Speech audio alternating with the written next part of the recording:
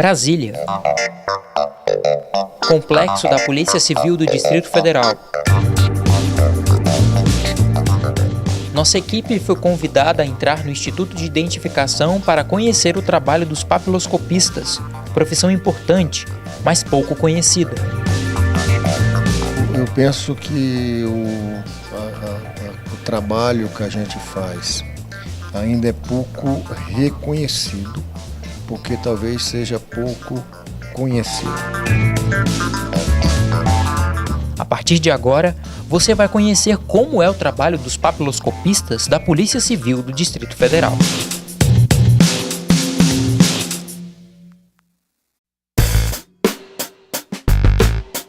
Quando um veículo é furtado, tem algum objeto roubado ou é encontrado em um local de crime, é encaminhado para o pátio do Instituto de Criminalística. Após esse momento, nós fazemos as anotações de todos os dados do veículo, coletamos todos os dados e passamos então a fazer a perícia, levantamento papiloscópico. E a partir do momento que o veículo chega aqui para a gente então começa então a jogar o pó químico no veículo, e a partir do momento que surgem os fragmentos digitais, nós coletamos os fragmentos digitais e mandamos para o laboratório para que possa ser escaneado e pesquisado dentro do sistema que é automatizado. Se dentro de um veículo periciado é encontrado um objeto e não pode ser identificado, este objeto é encaminhado para o laboratório de exames papiloscópicos. Muitas ocorrências, o colega que realiza a perícia papiloscópica na cena do crime recolhe vários objetos que são trazidos para o laboratório do Instituto de Identificação para que a gente consiga revelar impressões digitais em diversas situações, em diversas ocorrências. A responsabilidade básica do LEPA é realizar a revelação de impressões digitais nessa superfície. Nós conseguimos obter imagens das impressões digitais que são capturadas nessas diversas superfícies e são processadas pela equipe do Laboratório de Processamento de Imagens Papiloscópicas do Instituto de Identificação. Antes de mostrarmos o banco de dados onde estão guardadas as digitais, vamos conhecer mais uma parte do Instituto de Identificação onde são feitos os documentos RG. Aqui no Distrito Federal existem 9 postos de identificação, assim como o da primeira delegacia de polícia, e mais 6 unidades no Na Hora. Esse trabalho é muito importante, é feito pelo papiloscopista, se não for pelo próprio, é alguém acompanhado por um papiloscopista, supervisionado por ele, e a base de todo o nosso trabalho, posteriormente, para a pesquisa, se for necessário, para a pesquisa de crime, para a pesquisa de identificação de um cadáver. Se hoje, com a quantidade de papiloscopistas hoje, se não fosse a tecnologia, o II não conseguiria fazer o atendimento à população.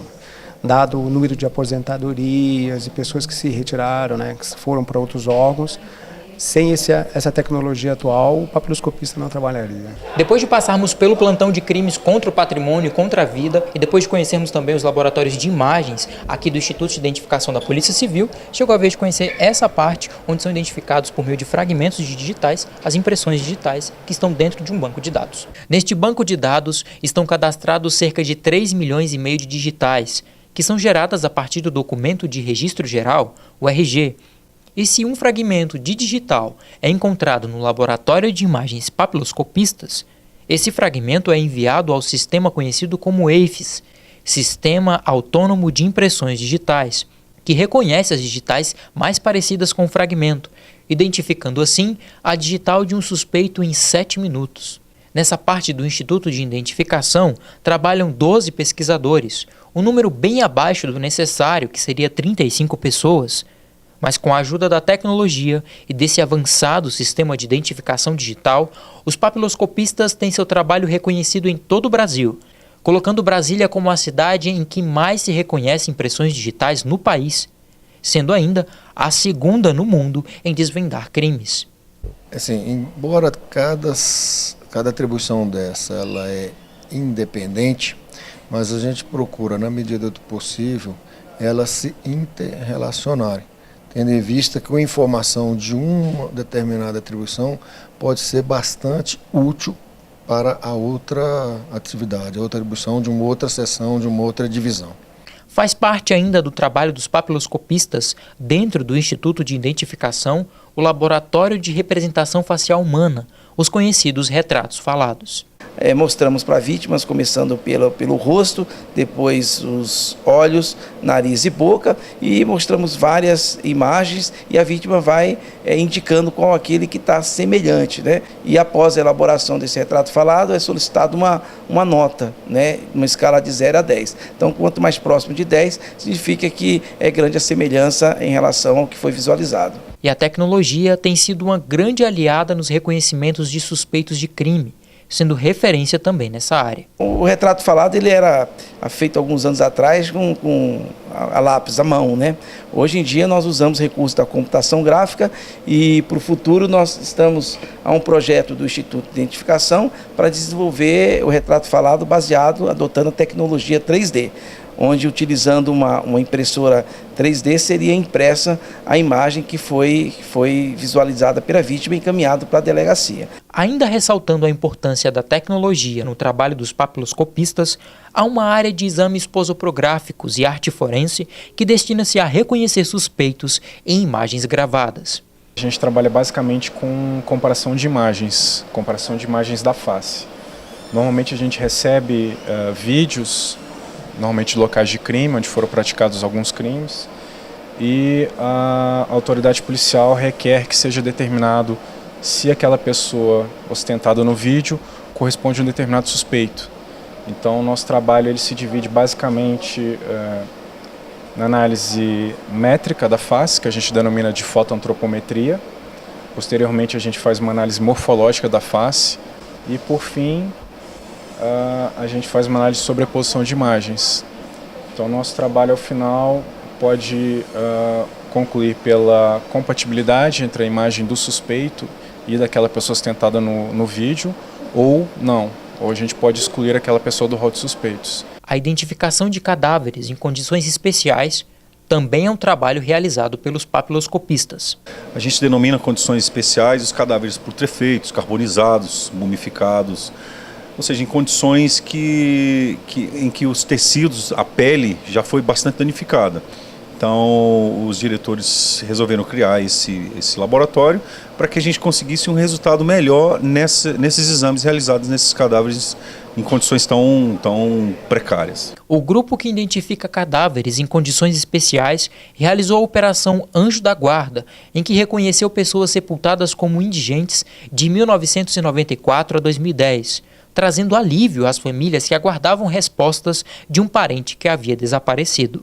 Então, nós refizemos o levantamento de 1.174 casos, porque quando o corpo, antigamente, que a gente não tinha a ferramenta eletrônica que nós temos hoje para ajudar, a gente tinha que fazer tudo na lupa e no olho mesmo, então a gente não conseguia um resultado tão bom quanto nós conseguimos hoje. Então a gente refez todo esse trabalho de busca, que foram 1.174 casos, e desses 1.174 casos nós conseguimos 54 identificações. E a minha mãe sempre falava para eu ir no ML, para ver, só que assim, eu tinha medo da certeza, entendeu?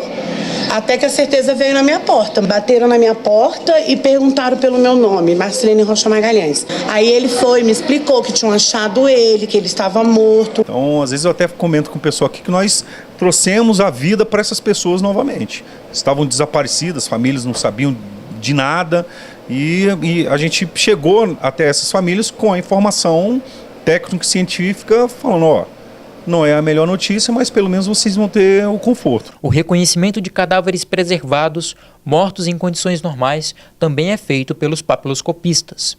Todos os cadáveres que dão entrada, eles passam pela perícia papiloscópica. Então, assim que termina a necrópsia, o médico solicita a presença do papiloscopista e o papiloscopista entra na sala, faz a fotografia de frente de perfil, faz a coleta das impressões digitais e cadastra esse cadáver no sistema. Então, assim que a gente faz a coleta das impressões digitais, imediatamente é feita uma pesquisa datiloscópica, a pesquisa da impressão digital, num sistema online que a gente tem, que é interligado com o sistema EIFES do Instituto de Identificação. Os casos de falsidade ideológica são analisados pela Seção de Codificação e Sistematização de Padrões. Através de um trabalho pericial, do papiloscopista lotado aqui na sessão, nós respondemos a ofícios provenientes do Ministério Público e da Justiça local e também das unidades policiais aqui da Polícia Civil do Distrito Federal e realizamos confrontos de impressão digital, onde através desse trabalho pericial conseguimos detectar fraudes referentes à falsidade ideológica. Também somos responsáveis pela guarda e o armazenamento de todos os documentos, de todos os processos de identificação civil e identificações criminais também realizados aqui na Polícia Civil de Brasília. Nós conseguimos dar uma resposta rápida, eficiente e eficaz às necessidades, aos anseios que é, no final, o nosso fim, né? É o que a gente busca, é trabalhar pelo público, trabalhar pelo cidadão, trazer conforto e segurança e a sensação de que o crime realmente não compensa. O dia 5 de fevereiro é dedicado ao papiloscopista, que além de desempenharem muito bem as suas atribuições, convivem rotineiramente com circunstâncias de sofrimento extremo, com dor familiar, imagens fortes, mortes violentas, suicídios, dentre outros. E todo esse contexto exige do profissional, acima de tudo, muito equilíbrio psicológico e espiritual. Então, aqui vai nosso muito obrigado.